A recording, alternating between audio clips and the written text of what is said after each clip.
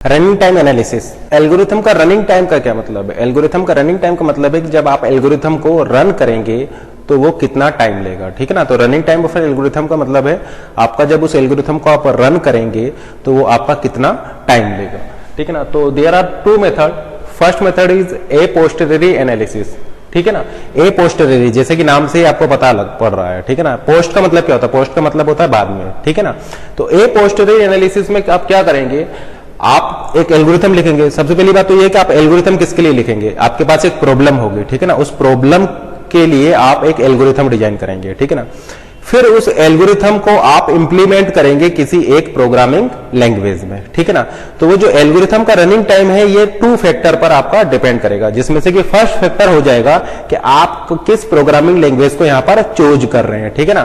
तो आप क्या करेंगे? आप उस एल्गोरिथम को कंपाइल करेंगे किसी एक प्रोग्रामिंग लैंग्वेज में। ठीक है ना। तो आपके पास एक प्रॉब्लम था, उस प्रॉब्लम के लिए आपने एक एल्गोरिथम लिखा। ठीक है ना। उस एल्गोरिथम को आपने इंप्लीमेंट किया by using A programming language. ठीक है ना। तो एक प्रोग्रामिंग लैंग्वेज का यूज करके आपने उस एल्गोरिथम को कंपाइल कराया।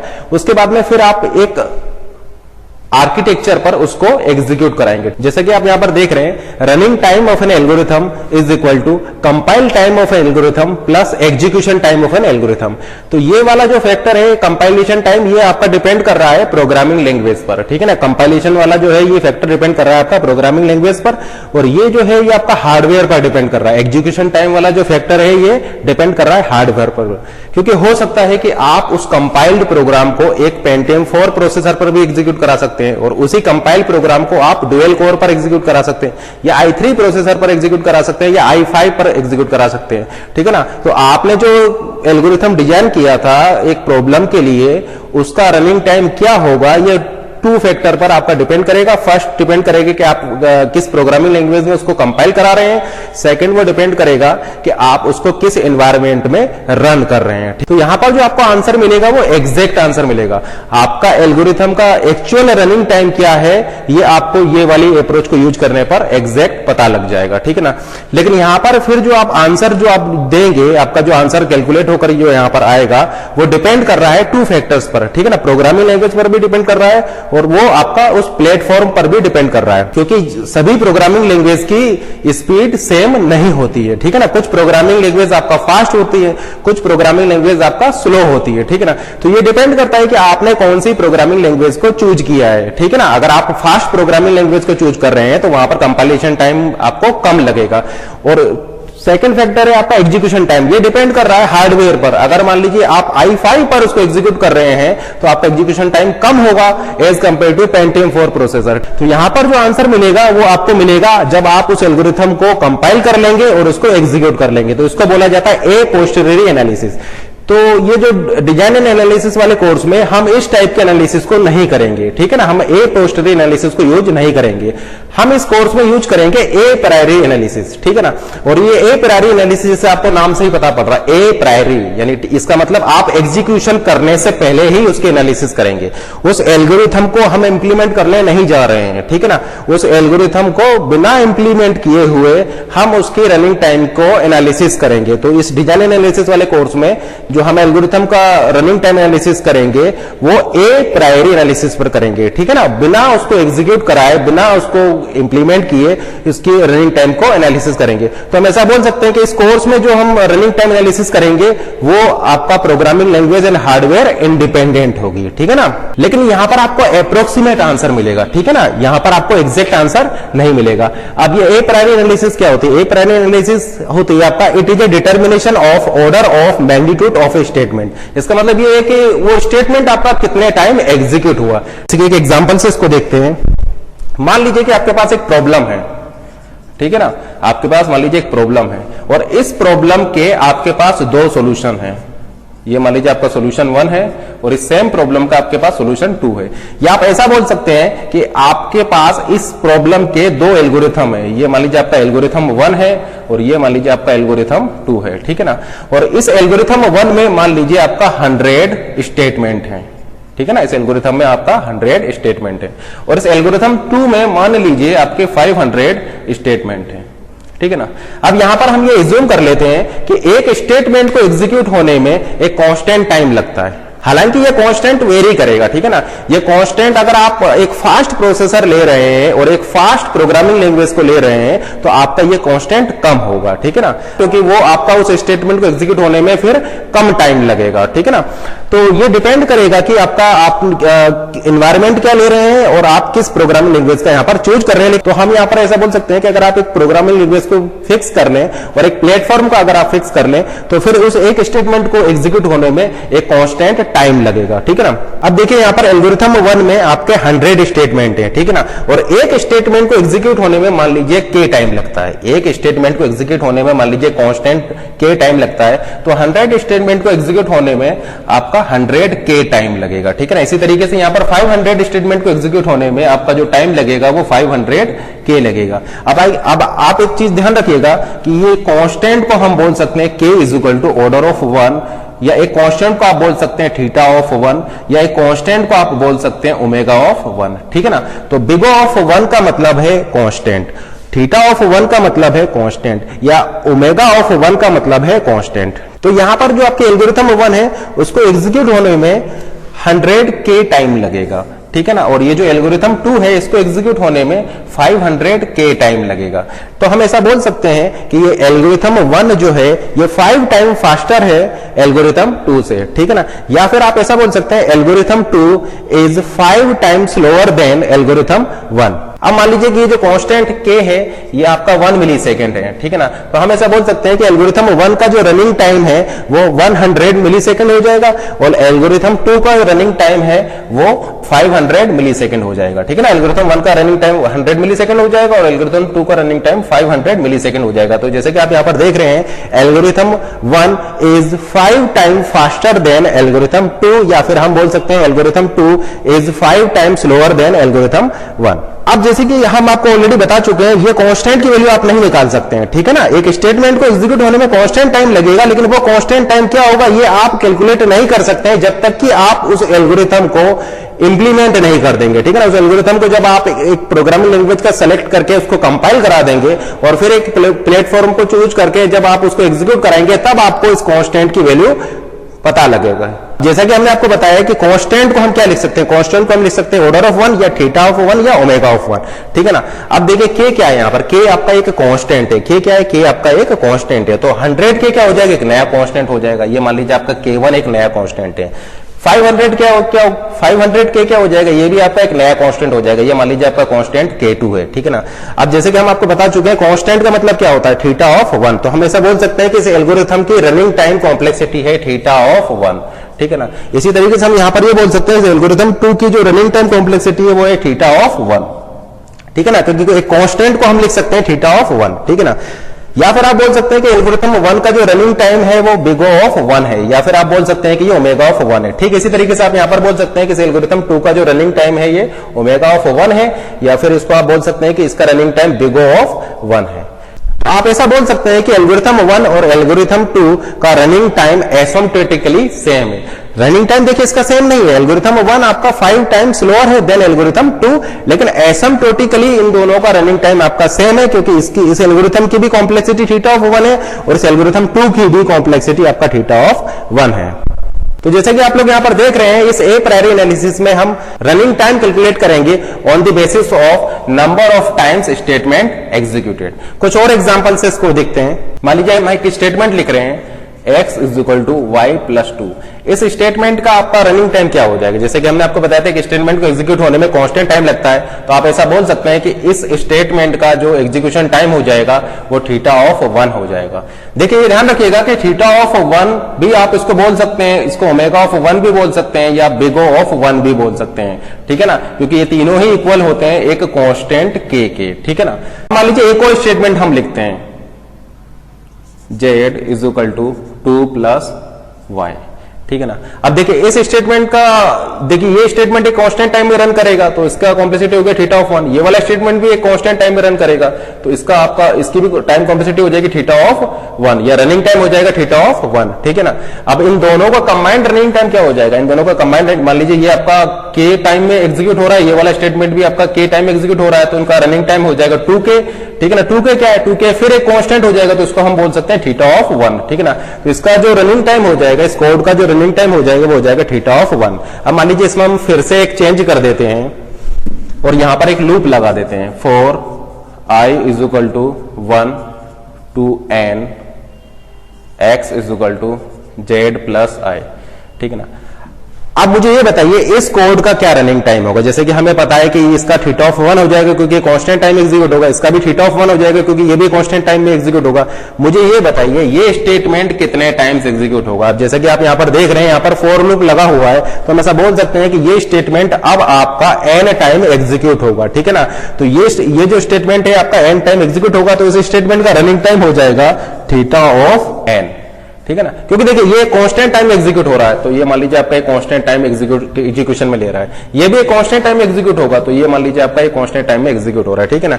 ये आपका n टाइम एग्जीक्यूट होगा और 1 टाइम एग्जीक्यूट होने में ये k टाइम ले रहा है, तो n टाइम एग्जीक्यूट होने में ये टाइम लेगा k इंटू n, ठीक है ना। 1 टाइम एग्जीक्यूट होने में ये k टाइम ले रहा है, तो n टाइम एग्जीक्यूट होने में ये टाइम लेगा k इंटू n, ठीक है ना। और जैसे कि हम आपको बता चुके हैं कांस्टेंट k का मतलब क्या होता है, k का मतलब होता है थीटा ऑफ 1, या फिर आप बोल सकते हैं बिग ऑफ 1, या फिर आप बोल सकते हैं ओमेगा ऑफ 1, ठीक है ना। तो यहां पर इस कांस्टेंट k को हम रिप्लेस कर सकते हैं n इंटू थीटा ऑफ 1 से, ठीक है ना। और n इंटू थीटा ऑफ 1 को हम लिख सकते हैं थीटा ऑफ n। तो जैसे कि आप यहां पर देख रहे हैं इस पूरे प्रोग्राम का जो रनिंग टाइम हो जाएगा वो हो जाएगा theta of n, theta of n इसकी वजह से आएगा, plus theta of 1 plus theta of 1। यहां पर आप ये ध्यान रखिएगा कि आप लोअर टर्म को यहां पर रिजेक्ट कर सकते हैं, ठीक है ना। लोअर ऑर्डर के टर्म को आप रिजेक्ट कर सकते हैं, क्योंकि इसको हम लिख सकते हैं theta of n plus 1 plus 1 theta of n plus 2, और ये आपका इक्वल हो जाएगा थीटा ऑफ n के, ठीक है ना। क्योंकि theta of n plus constant k is equal to theta of n होता है, ठीक है ना। क्योंकि यहां पर आप इस कांस्टेंट को नेग्लेक्ट कर सकते हैं, ठीक है ना। इस कांस्टेंट को आप यहां पर नेग्लेक्ट कर सकते हैं, तो theta of n plus k हो जाएगा थीटा ऑफ n। यहां पर एक बात और नोट कीजिए, अगर ये होता theta of n by k, यहां पर k आपका एक कांस्टेंट है, तो इसको भी आप लिख सकते थे थीटा ऑफ n, ठीक है ना। या फिर अगर मान लीजिए कहीं पर लिखा होता theta of n into constant k, तो इसको आप लिख सकते हैं थीटा ऑफ n। अब जैसे कि इस प्रॉब्लम को देखिए, यहां पर ये स्टेटमेंट कितने टाइम्स एग्जीक्यूट होगा। तो जैसे कि यहां पर आपका 2 फॉर लूप लगे हुए हैं, तो ये आपका n टाइम एग्जीक्यूट होगा, ठीक है ना। और इसके एक बार चलने का मतलब है इसका n टाइम एग्जीक्यूट होना, ठीक है ना। इसका मतलब आप i की एक वैल्यू सेलेक्ट करेंगे, उस i की एक वैल्यू के लिए ये n टाइम चलेगा, फिर i की सेकंड वैल्यू के लिए n टाइम चलेगा। तो हम ऐसा बोल सकते हैं कि ये स्टेटमेंट आपका अब n स्क्वायर टाइम एग्जीक्यूट होगा, ठीक है ना। जैसे i की आप एक वैल्यू यहां पर सेलेक्ट करेंगे, उस एक वैल्यू के लिए ये n टाइम चलेगा, दूसरी वैल्यू के लिए फिर ये n टाइम चलेगा, तीसरी वैल्यू के लिए फिर ये लूप आपका n टाइम चलेगा। तो आप ऐसा बोल सकते हैं कि ये स्टेटमेंट आपका n into n time execute होगा, ठीक है ना। तो ये स्टेटमेंट कितने टाइम एग्जीक्यूट होगा, ये स्टेटमेंट आपका एग्जीक्यूट हुआ है n स्क्वायर टाइम, ठीक है ना। तो इसका रनिंग टाइम क्या हो जाएगा, इसका रनिंग एक बार एग्जीक्यूट होने में इसको कांस्टेंट टाइम लगेगा, तो n स्क्वायर टाइम एग्जीक्यूट होने में इसको टाइम लगेगा k इंटू n स्क्वायर, ठीक है ना। और k इंटू n स्क्वायर को हम लिख सकते हैं n स्क्वायर इंटू कांस्टेंट को, जैसे कि अभी मैंने आपको बताया था, कांस्टेंट को आप लिख सकते हैं थीटा ऑफ 1, और ये आपका इक्वल हो जाएगा थीटा ऑफ n स्क्वायर के, ठीक है ना। इसका मतलब इस कोड को जब आप एग्जीक्यूट कराएंगे तो इसका रनिंग टाइम निकल कर आएगा थीटा ऑफ n स्क्वायर, ठीक है ना। अब मान लीजिए कि यहां पर हम वेरिएबल्स को चेंज कर देते हैं, ये आपका n है और ये अगर आपका m होता, तो फिर यहां पर आप ऐसा बोल सकते हैं कि ये जो स्टेटमेंट है ये अब आपका n into m time execute होगा, ठीक है ना। ये स्टेटमेंट आपका अब n into m time execute होगा। तो फिर से आप बोल सकते हैं कि इसका एक बार एग्जीक्यूट होने में कांस्टेंट टाइम लगेगा, तो n into m time execute होने में इसको टाइम लगेगा n m k, और इसको हम लिख सकते हैं n m थीटा ऑफ 1, और ये आपका इक्वल हो जाएगा theta of n into m। या तो आप इसको theta of n into M लिख सकते हैं, या फिर इसको आप लिख सकते हैं omega of n into M, या फिर इसको आप लिख सकते हैं big O of n into M. इसका रनिंग टाइम क्या होगा, जैसे कि ये आपका स्टेटमेंट एक कांस्टेंट k टाइम में एग्जीक्यूट होगा, ठीक है ना। तो हम ऐसा बोल सकते हैं ये थीटा ऑफ 1 टाइम में एग्जीक्यूट होगा। ये स्टेटमेंट आपका n टाइम एग्जीक्यूट हो रहा है, तो हम बोल सकते हैं कि ये आपका थीटा ऑफ n टाइम में एग्जीक्यूट होगा। और जैसा कि आप देख रहे हैं ये स्टेटमेंट आपका n स्क्वायर टाइम एग्जीक्यूट होगा, ठीक है ना। तो इसका रनिंग टाइम हो जाएगा kn स्क्वायर, या फिर आप इसको बोल सकते हैं थीटा ऑफ n स्क्वायर। तो इस पूरे कोड का जो रनिंग टाइम हो जाएगा वो हो जाएगा आपका theta of n square plus theta of n plus theta of 1, और इसको आप लिख सकते हैं theta of n square plus n plus 1। और जैसा कि हमने आपको बताया था कि यहां पर आप डोमिनेंट टर्म को लेंगे, ठीक है ना, डोमिनेंट टर्म को लेंगे और लोअर ऑर्डर के टर्म को यहां पर हम रिजेक्ट भी कर सकते हैं, ठीक है ना, लोअर ऑर्डर के टर्म को आप यहां पर नेग्लेक्ट भी कर सकते हैं। तो यहां पर आपका डोमिनेंट टर्म क्या है, डोमिनेंट टर्म है आपका n स्क्वायर, ठीक है ना, डोमिनेंट टर्म है आपका यहां पर n स्क्वायर। तो आप डोमिनेंट टर्म को रखिए और लोअर ऑर्डर वाले टर्म को आप यहां पर रिजेक्ट कर सकते हैं। तो इस टर्म को आप यहां पर रिजेक्ट भी कर सकते हैं, तो इसका रनिंग टाइम निकल के आ जाएगा आपका थीटा ऑफ n स्क्वायर। तो या तो आप इसको थीटा ऑफ n स्क्वायर बोल सकते हैं, और यहां पर इस केस में आप इसको ओमेगा ऑफ n स्क्वायर भी बोल सकते हैं, या फिर आप इसको big O of n square भी बोल सकते हैं। तो इस कोड का जो रनिंग टाइम है वो थीटा ऑफ n स्क्वायर हो जाएगा। अब जरा इस कोड को देखिए, इस कोड का रनिंग टाइम क्या होगा। तो सबसे पहले तो मुझे ये बताइए, ये स्टेटमेंट कितने टाइम एग्जीक्यूट होगा।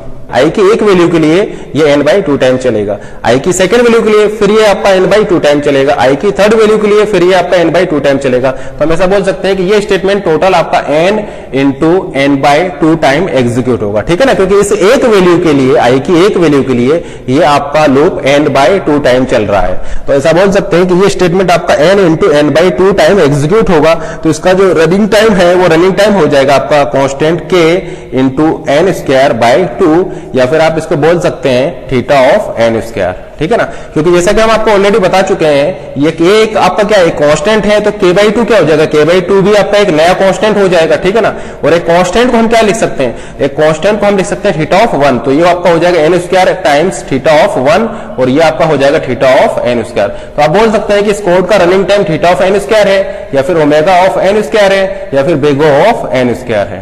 तो यहां पर आप एक चीज नोट कीजिए, थीटा ऑफ n प्लस के क्या है, यहां पर k आपका एक कांस्टेंट है, इसको आप लिख सकते हैं थीटा ऑफ n, क्योंकि कांस्टेंट को आप यहां पर नेग्लेक्ट कर सकते हैं। थीटा ऑफ n इंटू के क्या है, यहां पर एक कांस्टेंट है, तो कांस्टेंट को नेग्लेक्ट कर सकते हैं। तो ये आपका हो जाएगा थीटा ऑफ n या थीटा ऑफ n बाई के, यहां पर k आपका एक कांस्टेंट है, इसको आप लिख सकते हैं थीटा ऑफ n।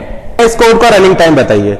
तो सबसे पहले मुझे ये बताइए कि ये स्टेटमेंट आपका कितने टाइम एग्जीक्यूट होगा, ये स्टेटमेंट आपका कितने टाइम से यहां पर एग्जीक्यूट हो रहा है। आप यहां पर क्या देख रहे हैं, यहां पर जब ये स्टेटमेंट एग्जीक्यूट होगा तब ये n की वैल्यू को हाफ कर देगा, ये n की वैल्यू को आपका हाफ कर दे रहा है, ठीक है ना।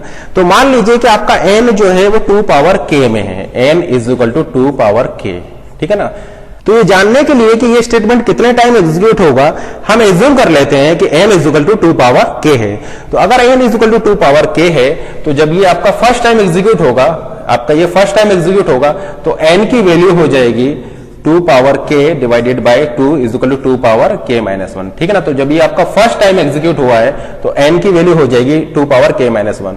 इसी तरीके से जब ये स्टेटमेंट आपका सेकेंड टाइम एग्जीक्यूट होगा, फिर से 2 से डिवाइड कर देगा, तो फिर इसकी वैल्यू हो जाएगी 2 raise to power k minus 2, ठीक है ना। तो आप ऐसा बोल सकते हैं कि थर्ड टाइम जब ये एग्जीक्यूट होगा तब n की वैल्यू हो चुकी होगी 2 पावर k माइनस 3, ठीक है ना। तो जब ये थर्ड टाइम आपका एग्जीक्यूट होगा तो n की वैल्यू हो जाएगी आपका 2 raise to power k minus 3। इसी तरीके से आप बोल सकते हैं कि ये फोर्थ टाइम एग्जीक्यूट होगा तो ये इसकी वैल्यू हो जाएगी 2 raise to power k minus 4। तो मान लीजिए कि ये आपका m टाइम एग्जीक्यूट हो रहा है, तो जब आपका ये m टाइम एग्जीक्यूट होगा उसके बाद हो जाएगी 2 raise to power k minus m, ठीक है ना। अगर मान लीजिए स्टेटमेंट आपका m टाइम एग्जीक्यूट हो रहा है तो n की वैल्यू हो जाएगी 2 raise to power k minus m, ठीक है ना। अब ये स्टेटमेंट आपका एग्जीक्यूट होगा जब तक आपकी ये कंडीशन फॉल्स नहीं होती है, ठीक है ना। जब तक ये आपकी कंडीशन ट्रू है तब तक आपका ये वाला स्टेटमेंट एग्जीक्यूट होता रहेगा, ठीक है ना। तो जरा देखते हैं कि ये आपका कंडीशन फॉल्स कब हो जाएगा। ये कंडीशन फॉल्स हो जाएगा आपका जब 2 raise to power k minus m false हो जाएगी जब n की वैल्यू आपका 1 हो जाएगी, या n की वैल्यू 1 या 1 से लेस हो जाएगा, तब आप बोल देंगे कि ये आपकी कंडीशन फॉल्स हो गई है, ठीक है ना। जब आपकी n की वैल्यू 1 या 1 से कम हो जाएगा तब आप बोलेंगे कि आपकी कंडीशन फॉल्स हो गई है, ठीक है ना। तो ये आपका लूप ब्रेक हो जाएगा जब इसकी value less than equal to 1 हो जाएगी, ठीक है ना। तो यहां से हम इस m की वैल्यू को कैलकुलेट करते हैं, तो एज्यूम कर ले, तो यहां पर आप जैसे कि देख रहे हैं 2 raise to power k minus m is equal to 1 हो जाएगा, और इस 1 को लिख सकते हैं हम 2 रेज़ टू पावर 0, ठीक है ना। तो यहां से आप बोल सकते हैं k minus m is equal to 0, m is equal to k। इसका मतलब आप ऐसा बोल सकते हैं कि ये स्टेटमेंट आपका k टाइम एग्जीक्यूट होगा, ठीक है ना। ये स्टेटमेंट आपका k टाइम एग्जीक्यूट होगा, और एक बार एग्जीक्यूट होने में से कांस्टेंट टाइम लगेगा, तो k बार एग्जीक्यूट होने में इसको जो टाइम लगेगा वो लगेगा थीटा ऑफ k, ठीक है ना। यहां पर ये जो k जो है ये कांस्टेंट नहीं है, ठीक है ना, k आपका एक कांस्टेंट नहीं है, k एक वेरिएबल हमने एज्यूम किया हुआ है, क्योंकि देखिए n आपका एक वेरिएबल है, ठीक है ना, n की वैल्यू वेरी करेगी, तो जब n की वैल्यू वेरी करेगी तो उसके साथ साथ आपकी इस k की वैल्यू भी वेरी करेगी, तो k यहां पर एक कांस्टेंट नहीं है। तो हम ऐसा बोल सकते हैं कि ये स्टेटमेंट आपका k टाइम एग्जीक्यूट होगा, उसका जो रनिंग टाइम हो जाएगा वो हो जाएगा थीटा ऑफ k, और यहां से आप k की वैल्यू भी कैलकुलेट कर सकते हैं, आपकी k की वैल्यू हो जाएगी आपका log n, ठीक है ना। आप left hand side and right hand both side आप log ले लीजिए, तो आप log लेंगे तो आपको क्या मिल जाएगा, k is equal to log n। इसका मतलब आप ऐसा बोल सकते हैं कि इस कोड का जो रनिंग टाइम है वो रनिंग टाइम हो जाएगा थीटा ऑफ log n, ठीक है ना। तो इस कोड का रनिंग टाइम हो जाएगा थीटा ऑफ log n, या फिर आप इसको बोल सकते हैं ओमेगा ऑफ log n, या फिर आप इसको बोल सकते हैं big O of log n, ठीक है ना। तो ये तीनों ही आंसर आपके करेक्ट हैं यहां पर। अब यहां पर आप ऐसा सोच सकते हैं कि ये जरूरी नहीं है कि n is equal to 2 raise to power k हो, ये कोई जरूरी नहीं है कि आपका इनपुट n जो हो वो 2 raise to power k form में हो, ठीक है ना। अगर n आपका 8 होगा तब तो आप इसको लिख सकते हैं 2 पावर क्यूब, लेकिन मान लीजिए n आपका 10 है तो फिर इसको हम क्या लिख सकते हैं, इसको हम लिख सकते हैं 2 raise to power cube plus 2, ठीक है ना। इसका मतलब हम ऐसा बोल सकते हैं कि ये या तो आपका 2 raise to power k exact power of 2 हो सकता है, या फिर उस एग्जैक्ट पावर ऑफ 2 से ये कुछ एक कांस्टेंट से डिफर भी कर सकता है, ठीक है ना। तो ये जो एनालिसिस की थी, ये हमने एनालिसिस की थी ये एज्यूम करते हुए कि यहां पर जो n जो है ये 2 की एग्जैक्ट पावर में। अब सेकंड एनालिसिस करते हैं कि मान लीजिए n जो है ये 2 की एग्जैक्ट पावर में नहीं है और ये एक नए कांस्टेंट c से डिफर कर रहा है, ठीक है ना, एक नए कांस्टेंट c से डिफर कर रहा है। जैसे कि हम आपको यहां पर बता चुके हैं कि ए प्रायरी एनालिसिस में या फिर इस एसिम्प्टोटिक एनालिसिस में कांस्टेंट से कोई फर्क नहीं पड़ता है, क्योंकि थीटा ऑफ n प्लस के भी आपका इक्वल होता है थीटा ऑफ n के, ठीक है ना। थीटा ऑफ n प्लस के इक्वल होता है आपका थीटा ऑफ n का, यहां पर इस कांस्टेंट से यहां पर कोई फर्क नहीं पड़ता है, ठीक है ना। तो इसका मतलब ये जो कांस्टेंट जो आप यहां पर ऐड कर रहे हैं इससे इस एसिम्प्टोटिक एनालिसिस पर कोई फर्क नहीं पड़ेगा। तो आप ऐसा बोल सकते हैं कि अगर n 2 की एग्जैक्ट पावर नहीं है फिर भी इसकी जो एसिम्प्टोटिक फिर भी इसका जो रनिंग टाइम होगा वो थीटा ऑफ k हो जाएगा, या आप इसको बोल सकते हैं इसका running time theta of log n हो जाएगा, ठीक है ना। क्योंकि यहां पर एसिम्प्टोटिक एनालिसिस में आप इस कांस्टेंट को नेग्लेक्ट कर सकते हैं, ठीक है ना। तो इस कांस्टेंट को हम नेग्लेक्ट कर देंगे तो आप ऐसा बोल सकते हैं कि ये आपका अप्रोक्सीमेट k टाइम एग्जीक्यूट हो रहा है, क्योंकि ये जो एक प्रायरी एनालिसिस है ये आपका एक अप्रोक्सीमेट एनालिसिस है, ये आपको एग्जैक्ट आंसर नहीं देगा, ठीक है ना। तो ये आपका अप्रोक्सीमेट एनालिसिस है, तो आप इस कांस्टेंट को यहां पर नेग्लेक्ट कर रहे हैं, क्योंकि हमें यहां पर अप्रोक्सीमेट आंसर कैलकुलेट करना है। We are not finding here exact answer. अब मान लीजिए कि अगर इस कोड में हम थोड़ा चेंज कर देते हैं, ठीक है ना, इस कोड को थोड़ा चेंज कर देते हैं और इस कंडीशन को हम कर देते हैं n is less than equal to 1। अब मुझे बताइए इस कोड का रनिंग टाइम क्या हो जाएगा, ठीक है ना। तो अगर हम इसको चेंज कर देते हैं, अब मुझे बताइए इस कोड का रनिंग टाइम क्या हो जाएगा। अब यहां पर हम एज्यूम कर लेते हैं कि आपका जो n है वो ग्रेटर देन इक्वल टू 2 है। तो जैसे कि आप यहां पर देख रहे हैं अगर n की वैल्यू 2 या 2 से ग्रेटर होगा तो जब आप यहां पर इस कंडीशन को चेक करेंगे तो ये कंडीशन आपका फेल कर जाएगी, ये कंडीशन आपका फेल कर जाएगी। तो आप ऐसा बोल सकते हैं कि अब ये स्टेटमेंट आपका 0 टाइम एग्जीक्यूट होगा, 0 टाइम एग्जीक्यूट होगा, ठीक है ना। मान लीजिए कि n की वैल्यू आपने 3 ले ली, ठीक है ना। n की वैल्यू अगर आप 3 लेंगे 3 is less than 1 condition false हो जाएगा और ये स्टेटमेंट अब आपका एग्जीक्यूट नहीं होगा।